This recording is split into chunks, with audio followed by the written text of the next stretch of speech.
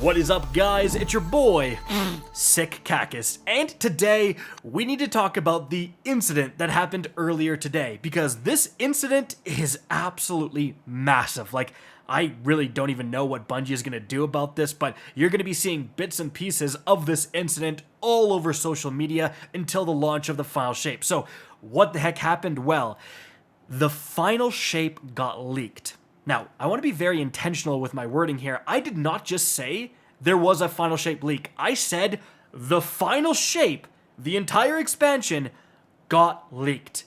And to really encapsulate this, I'm going to show you one single image. And importantly, this is going to be the only spoiler contained within this video. I have made the decision to not cover these leaks. Yes, I could be putting out videos on like all of the new raid weapons and all that stuff, but there's some things more important than the YouTube revenue. I don't want to spoil people's experience with the final shape because it's the final expansion. Like, it just wouldn't be the right thing to do. Again, the one exception is this one image because it contains almost no spoilers, but it, again, encapsulates this whole event. It's this right here. It's literally the new season's pass. Like, that's what we're talking about. People were able to download and access the entirety of the final shape. And again, not many spoilers in here. We already knew that the Red Death was coming back. We already knew it was the season's pass weapon. We already knew the name, echoes, and all that stuff. But again, it shows you people just were playing the actual final shape. And obviously, this means they were going right to the collections, right to the new raid, right to the triumphs, right to everything that was available within the final shape. So this is a huge deal, especially in terms of the raid stuff. Like, we have the raid race coming up, and people were able to look at the triumphs that say, hey, do a certain thing. Or potentially look at the raid armor mods that say, hey, when you have blank in terms of a buff or debuff or whatever, you gain, increased damage resistance. Now, how much information can we actually gauge from that stuff? It remains to be seen. Like, more likely than not, the integrity of the day one raid race will not be too impacted because, yes, you might now know the name of a certain buff that you need to use within the raid mechanics, but what good does that really do you? It still doesn't tell you what you actually need to do. And like, looking back, if we knew that Unstable Light was a debuff in King's Fall before the King's Fall day one raid, would that really help you in Golgoroth, right? I know someone's going to get Unstable Light. I don't know what to do with it, but it's going to be a thing. So realistically, I don't think the raid race is too impacted. However, this is just speculation. People could be gathering much more information than I'm maybe thinking, and there could be a noticeable difference between teams who really delve into these leaks and teams who want to remain spoiler-free, right? So that's already a big problem. But another big problem is just how this happened, man.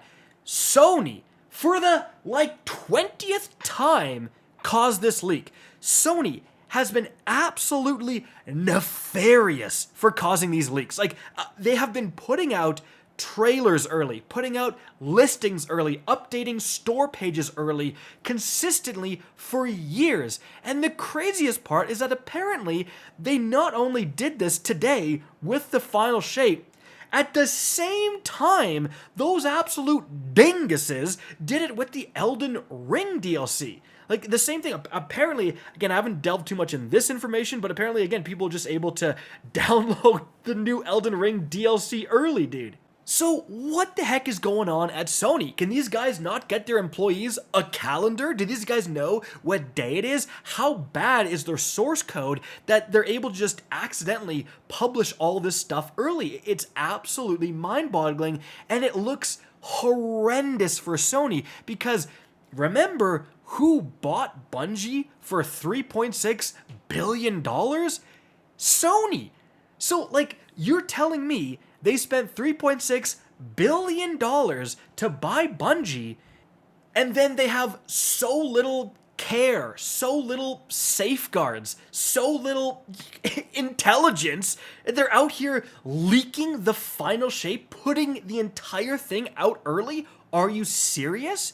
Like, the value of the final shape has just been impacted. Now, like, will it actually sway anyone to not buy this expansion? I doubt it, but it's just like, when you have the final weekend leading up to the final shape, when you would normally have marketing and so on, you've just completely turned away a huge part of the audience from that marketing because they're trying to avoid spoilers, right? Like, I'm sure a lot of you guys learning about this are now going like, okay, well, I'm gonna, stay off Twitter, right? Which is probably a good idea if you want to go into the final shape spoiler free. But that means all of the planned marketing that Bungie has, any new trailers, any new information that Sony was planning on putting out, like all that stuff, you're not going to see that because you're specifically avoiding social media platforms. So it's a massive shot in the foot in terms of the final weekend to do a marketing push for the final shape. But overall, like, again, realistically, is that really going to have that big of an impact? I don't exactly know. And overall, I don't think like the final shape is ruined because of this. Whether or not you know certain weapons, whether or not you know about certain new perks or whatever, like your experience in the final shape is still probably going to be the same whether or not you knew about that stuff. Like, just because you know raid weapon exists doesn't mean you're going to be more or less excited to necessarily get it if you do a raid.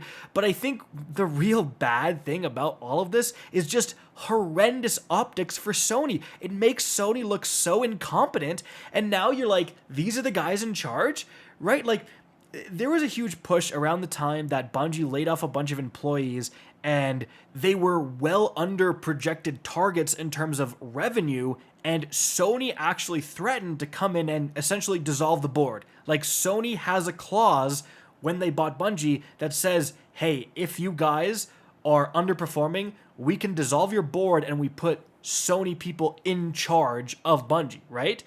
And people were kind of saying, should they do this? Would this actually be a good thing? Because clearly Bungie leadership has made some colossal errors over the years. But now, you're telling me these are the guys coming in to replace Bungie? Is Sony, who are out here putting up entire expansions, days early? These are the guys that are going to be in charge. It doesn't give you a lot of confidence. And that's, I think, the biggest hit to all of this. It's like, Bungie, it makes such a spiel about being independent, then they get bought by Sony, they claim that they've retained all this independence, they claim that Sony is a great partner to work with, and then Sony just does this absolute boneheaded move for their big finale. Like, this isn't just a random expansion, this is the finale of the Light and Darkness saga, and Sony fumbles so hard in this final few days. Again, it just makes Sony look so bad, and it makes you question the relationship between Bungie and Sony, and if it was a good idea for Bungie to be bought out by Sony. And again, it's just a very unfortunate thing, and I wanted to talk about that. Again, I think the final shape is going to launch, and overall, it's looking pretty crazy. I think we're probably going to forget about a lot of this stuff, but man, it's now going to be an entire weekend of everyone talking about and stewing on this event. It's just not a good way to lead into a new expansion. Anyways, guys, that's it for the video. Hope you enjoyed and found this informative. If you did, please remember to help me out by simply rating and especially sharing this video. If you guys want to see more Destiny 2 content similar to this, don't be afraid to slap that subscribe button. If you want to get in touch with me and keep up to date with the latest channel activity, the best ways to follow me on Twitter at RickCacus, that is linked in the description down below. Again, I hope you enjoyed the video, and as always, have a good day.